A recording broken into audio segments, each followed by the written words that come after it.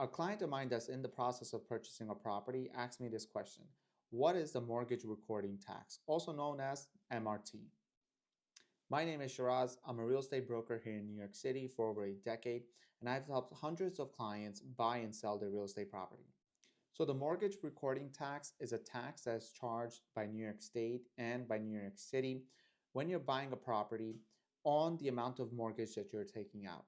So if you're buying a house for $1 million and you're putting down 20%, so that means you're taking a mortgage for 800,000 from the bank. So when you take this mortgage, you pay a recording tax on that 800,000 as compared to a seller. A seller will pay taxes on the entire million, which is the sale price.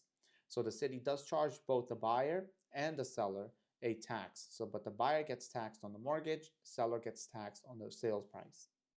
And as of 2026, a mortgage below 500,000 gets taxed at 1.8%, and a mortgage above 500,000 gets taxed at 1.925%. And as a buyer, the more down payment you put, the lower that tax you will pay because you're taking a lower amount of mortgage. And yes, this does affect lower down payment clients more because then they end up paying more tax due to the fact they might be doing 5 or 3.5% down. And this becomes a sizable part of your closing cost.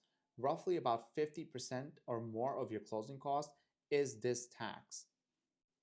Aside from this, if you're purchasing a property over $1 million here in New York City, you have to pay a 1% mansion tax, which is absurd because at this point, almost the average price for a home in New York City is reaching $1 million and is nowhere close to being a mansion. Let me know what you think. Is this tax absurd? Is it too high? Is it too little? Is the mansion tax in need of a reform?